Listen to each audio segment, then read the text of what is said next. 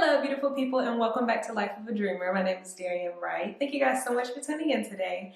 So I am getting ready for bed, and I realize it's been well over a year since I've given you guys an updated skincare routine video. I'm so sorry. But I've changed some things since then. Y'all seem to really like that video and had a lot of questions about the things I use and different stuff like that. So stay tuned if you want to see this updated 2019 skincare routine.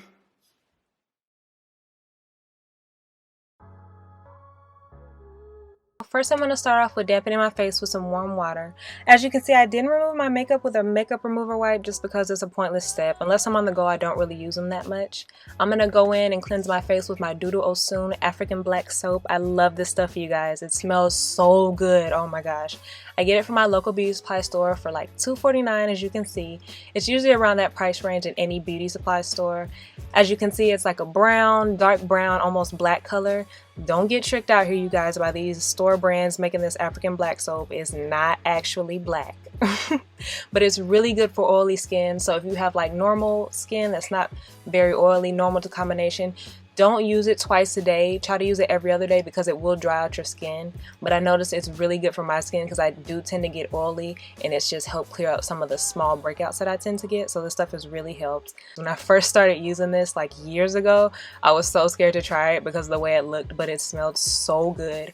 And first I tried it on my body, and I just recently started using it on my face, and I love the results. But like I said, it can dry you out. So if you're gonna use it, try to add a lot of moisture back in later. Y'all, please be careful. Do not get the soap in your eyes. It burns like hell. Trust me, it has happened to me so many times. Next, we're just going to rinse all that off, and then I'm going to go in with my extractor tool that I got from Ross. I will have everything linked down below for you guys so you can find it either online or at the stores that I got it from. And I just like to take that extractor tool and clean up around my nose and my chin area. That's where I tend to get like whiteheads and things like that. So I just like to clean that out. And also if I have any pimples, I like to pop it with the extractor tool because it's more sanitary and won't lead to any infections or dark spots. Again, be careful around your skin. Don't push this tool too hard into your skin and be too harsh with your skin because it can leave scars and marks and stuff like that. Next, I'm going to go in with my spin brush. I also got this from Ross. I've had this for like a year and a half now. Y'all, I promise this is not a Ross sponsored video. I just tend to shop there a lot. They have like random things for really good prices. So I have it linked down below for you guys if I can find it. But also remember, there's a ton of spin brushes out there. But a spin brush like this will take your skincare to a whole nother level. That first clean that we did just removes like general dirt, makeup from the day. But this second clean with the spin brush is really going to get down into your pores. It's going to give you exfoliation, and it's really good. It helps with mild acne because even though you think your skin's pretty clean, that second clean with the spin brush is going to get deep down in there and remove things that you don't even know is there. I love this spin brush so much. There's so many good ones out there, and this one's just a cheap but really powerful one. So when I feel like my face is super squeaky clean, I just rinse that off and kind of dry my face a little bit with my damp washcloth. Next, we're going to make the turmeric mask that I've been using for a few weeks now. I really have noticed a difference since using this mask. I just use turmeric powder. I also get it from Ross at $2.99. Turmeric powder is not that expensive to begin with, so to find that big bottle for under $3 is amazing.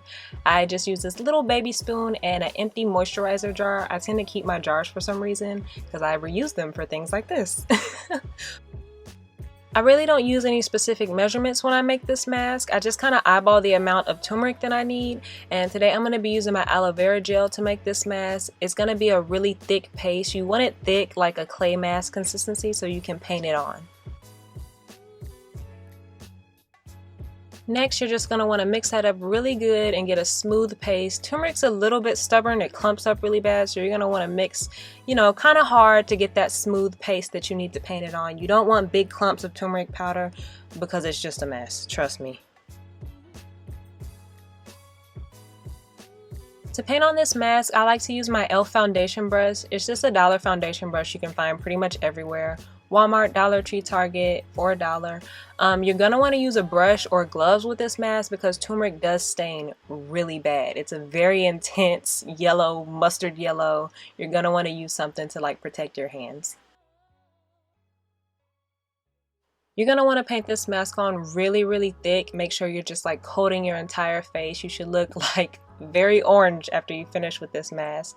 And I will tell you guys, turmeric is a spice. It does sting. Like, your face will tingle, and depending on how sensitive your skin is, it will burn. There have been times that I have like exfoliated way too harsh and then use this mask and my face will be on fire. So you just want to be careful and know that your skin will tingle, and depending on how your skin is and how you react to it, it may burn. So be cautious. Try this on a different part of your skin before you put an entire layer on your face. So I'm gonna let this mask sit until it's completely dry. I like to throw any of the leftover mask in the fridge and store it for a few days, and it'll last, and I'll just have it ready to go for the next time I need it. When the mask is completely dry, your face is gonna be so tight and there should be some cracks in the mask. Now we're gonna rinse this off with some warm water and our washcloth. As you can see, it's gonna leave some yellow residue on your face. Don't worry, it's not stained. Just use a little bit more facial soap and rub it off. It comes right off. Next, I'm going to apply a tiny amount of my aloe vera gel all over my face and neck. This stuff is very cooling, very moisturizing. It's going to cool down all that tingling that we just removed from the turmeric mask. It's amazing. A little bit goes a long way, guys. Don't forget, when you're applying your products, never pull down and drag down on the skin. You want to apply it upward and in circular motions, and depending on your products, you may want to pat them into your skin. It just helps with fighting wrinkles. This next part is probably my favorite part of my whole skincare routine. It's my moisturizer from Exclusive Cosmetics with gold microparticles. As you can see, I just bought a new jar from Ross for $6.99. I have like so many jars stacked up. Every time I see this stuff, I buy it because sometimes Ross will go a long time without having it. So anytime I see it, I buy it. This stuff is amazing. It smells so good and it makes my face feel so soft. Oh my god, I love this stuff.